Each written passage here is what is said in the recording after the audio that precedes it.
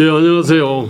오늘은 서울 얘기를 좀 더 해보겠습니다. 제가 그 출마 선언에서 제 서울 비전과 관련해 가지고 제가 그 몇 가지 얘기를 했습니다. 근데 뭐 빠른 서울을 만들겠다. 그러니까 기존에 지금 뭐 경운기 모는 것도 아닌데 시속 50km가 웬 말이냐. 그것도 10차선 대로가 뭐 이제 그래서 속도를 업하겠다. 그 다음에 밝은 서울을 만들겠다. 그래서 어떤 분노와 정오를 갖다 재생산하는 위안부 소녀상을 치우겠다. 또 뭐 이제 그런 말씀 드렸습니다. 그럼 맑은 서울을 만들겠다고 하면서 서울시청이나 산하 공공기관들이나 사회적 경제나 뉴딜 일자리 관련된 예산 사업자들의 어떤 인원이나 고용이나 인간 복리후생 등 경영 정보를 투명하게 공개하겠다. 그다음에 뭐 감사 기능을 아주 좀 더 강화를 하겠다. 그래서 장기적으로는 아예 감사관을 미국처럼 선출을 갖다가 하는 방식으로 가겠다. 뭐 그런 얘기. 뭐 그다음에 이제 뭐 복지 서울, 교육 서울, 균형 서울, 세계 서울에 관한 얘기를 했습니다. 그때 이제 미처 못한 얘기를 갖다가 오늘 좀 해보려고 그럽니다. 자, 이게 이제 도시의 어떤 본질에 대한 통찰과 그 다음에 환경 변화의 본질에 대한 통찰이 이게 필요합니다. 그러니까 환경 변화라 그러면은 예컨대 뭐 인구 구조가 변하고 세대 구조가 변하고 생활 양식이 변하고 그 다음에 이제 4차 산업혁명이 이제 몰려오고 뭐 이런 부분들을 갖다 도시가 어떻게 수용할 거냐 뭐 그 얘기지 않습니까? 예. 근데 지금은 도시의 본질에 대한 통찰로부터 서울이 어디로 가야 될지에 대해 가지고 좀 몇 가지 어떤 이 기조들이 사실 나옵니다. 도시는 보통 문명을 남는 그릇이라고 합니다. 근데 문명이 뭐냐? 문명이라고 하는 거는 자유죠. 자유는 선택권이 늘어나는 겁니다. 그렇게 해서 삶을 압축을 갖다 하는 겁니다. 자, 도시에는 그래서 도시는 다양성이 살아있는 거죠.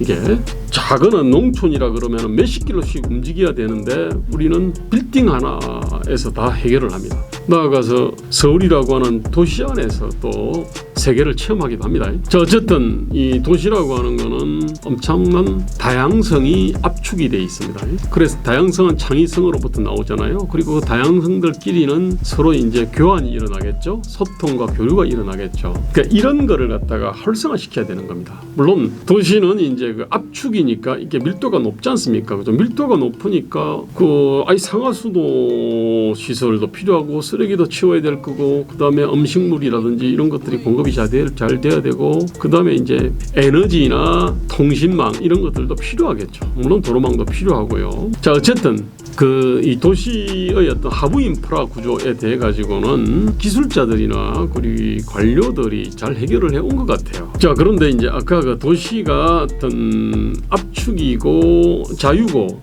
압축이고 선택이고 그 다음에 다양성이고 창의성이라. 그리고 창의성은 융복합으로부터 또 나오죠. 그 서울이 어디로 가야 될지를 잠깐 좀 이렇게 한번 가늠을 해보겠습니다.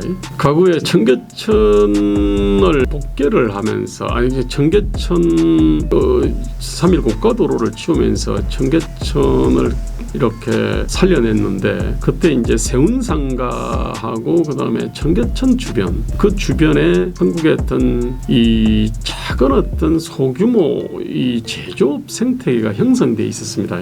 그런데 이제 그게 사실 다 거의 무너졌습니다. 그러니까 그 이전을 했는데 이전하면서 마치 식물을 갖다가 이렇게 뽑아가지고 딴 데 이식을 하면은 그 토양이 달라지면은 식물이 못 살잖아요. 그런 것처럼 그 세운상가와 청계천에 형성돼 있던 나름대로 굉장히 어떤 창의성이 넘치는 제조업 클러스터가 사실 망가졌습니다.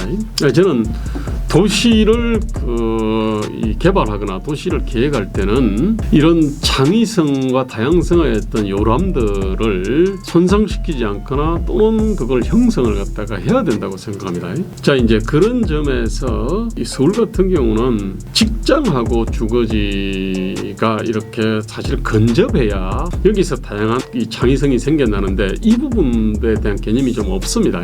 그 다음에 대학하고 인구 밀집 지역하고도 상당히 분리가 되어 있습니다. 유럽 같은 경우는 대학이 한국의 무슨 학원처럼 그냥 주요 간선도로 주변에 있지 않습니까? 근데 한국 같은 경우는 서울대학교가 대표적인데 특히 그 골프장으로 쓰던 어떤 부지에다가 서울대 관악 캠퍼스를 갖다 몰아넣지 않습니까? 그래서 그 인구 밀집적인 남부순환도로까지 한참 걸어 나와야 됩니다.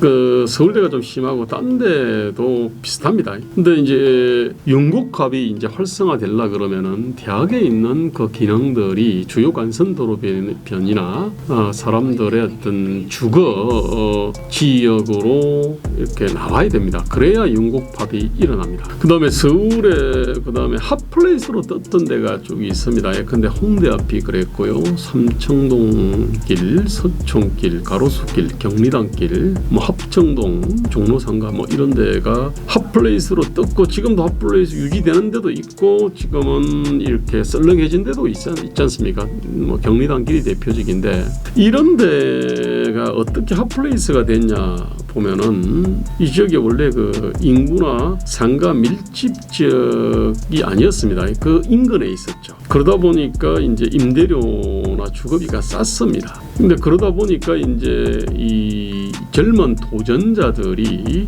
거기서 가게를 하거나 그 뭐 공방을 열거나 그렇게 했지 않습니까? 그러다 보니까 이제 그 뭐 홍대 앞이나 삼청동이나 서촌 가로수길 경리단길을 가면은 그냥 길 걸으면은 정말로 이 창의적인 어떤 그 상품이나 서비스를 갖다가 생산하는 수많은 가게들을 볼 수 있었잖아요. 그것이 이제 사람들을 갖다가 끌어당겼잖아요. 그렇게 핫플레이스가 되고 핫플레이스가 되니까 임대료들이 이게 올랐죠. 그냥 오른 정도가 폭등을 했습니다. 그리고 이제 대기업들의 어떤 프랜차이즈, 대기업들의 안테나 숍들이 막 들어왔지 않습니까?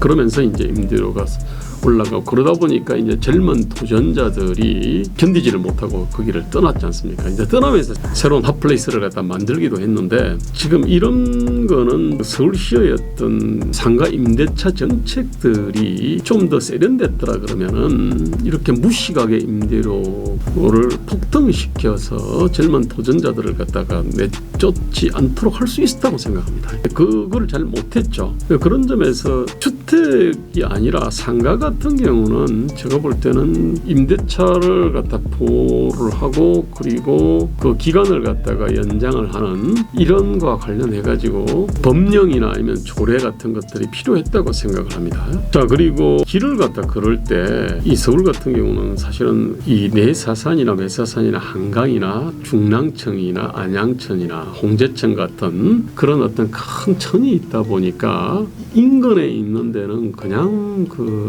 아주 어떻게 보면 좋은 공원을 이제 가지게 됐는데 그로부터 먼 데 같은 경우는 중간중간에 사실은 소공원들이 없다 보니까 참 삭막하게 지냈습니다. 그래서 서울 같은 경우는 좀 지금보다 훨씬 많은 소공원들이 필요한 곳이 많이 있습니다. 근데 검천구나 뭐 이 중랑구나 관악구 이런 데가 좀 그렇습니다. 물론 그 관악산도 있고 다른 뭐 인근에 있는 산은 있지만은 그로부터 이제 먼 곳 같은 경우는 그 소공원들을 갖다 많이 만들 필요가 있습니다. 그 다음에 길을 갖다 걸을 때 지금 뭐 가림막들이 있는데 가림막보다 더 필요한 거는 사실은 길거리에 있는 작은 벤치들입니다. 길 가다가 그냥 이렇게 그 편히 앉아서 쉴 수 있는 그리고 그 벤치는 근데 그 기증자들의 이름을 이렇게 쓸 수도 있습니다.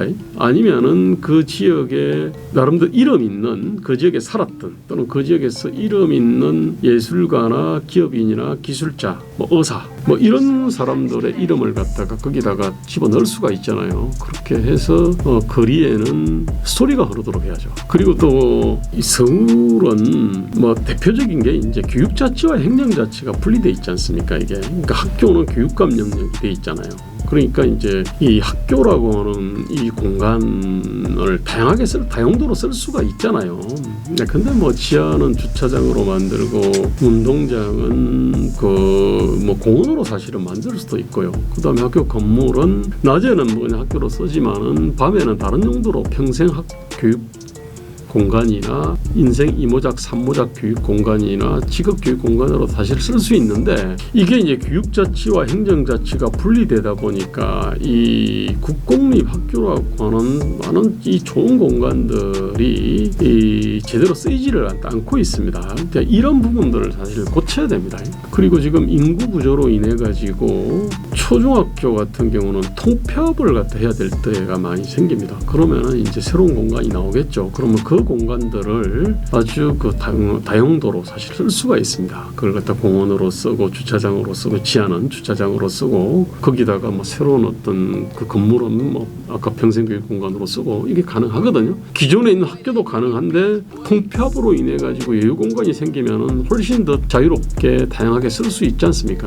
그 다음에 그 세대 구조인데 지금은 1인 가구와 2인 가구 비중이 아주 많이 늘어났지 않습니까? 그런데 기존에 지금 주택의 이 표준은 4인 가족 기준이거든요. 85제곱미터, 그러니까 25.7평입니다. 이게 70년대 아마 정해져 가지고 지금까지 유지되고 있을 겁니다.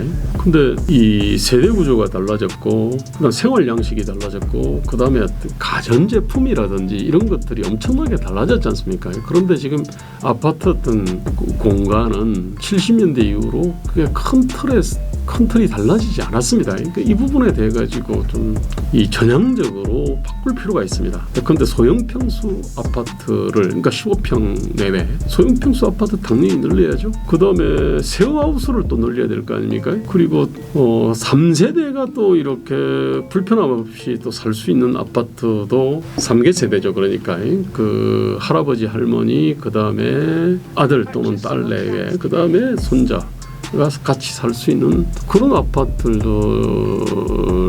어떤 공급도 늘려야 됩니다. 그래서 아파트나 주택 관련해 가지고는 좀 이 규제의 완화 내지는 합리화가 사실 절실히 필요합니다. 그리고 10 내지 20년 안에 이 4차 산업혁명이 현실화될 텐데, 4차 산업혁명의 핵심이 인공지능과 사물인터넷이잖아요. 그러니까 인공지능, 사물인터넷, 자동차가 만나면 이게 자율주행차잖아요. 엔진은 아마 뭐 당연히 배터리가 되겠죠. 자, 그렇게 되면은 자신이 필요할 때 차를 부르면 되거든요. 그 다음에 차를 사용하고 나서 이 원위치로 가라 그러면 지가 알아서 가잖아요. 그렇게 되면은 주차장 문제가 상당 부분 해결되거나 완화됩니다. 사실 도시가 사람이 주인인 것처럼 보이지만 실은 자동차가 주인이라고 합니다. 그러니까 자동차가 움직이고 정차를 하는데 필요한 주정차 공간들이 계속 늘어났고 도로가 쭉 늘어났거든요. 그런데 이제 이게 지난 150년 동안 그래 왔는데, 이게 이제 4차 산업혁명, 특히 자율주행차가 이게 대중화된다면 이 부분에 대한 근본적인 변화들이 일어납니다. 자, 그렇게 된다 그러면은 주차장으로부터 이제 자유로운 이 주택들이 많이 생겨나겠죠.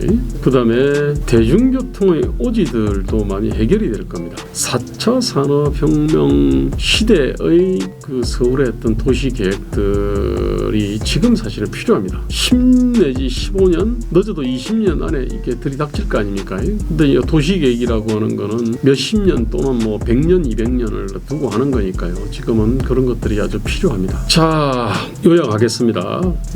기본적으로 저는 모든 공간은, 학교를 비롯해서 모든 어떤 공공공간은 다용도로 가져가야 됩니다. 융복합 공간이 돼야 됩니다.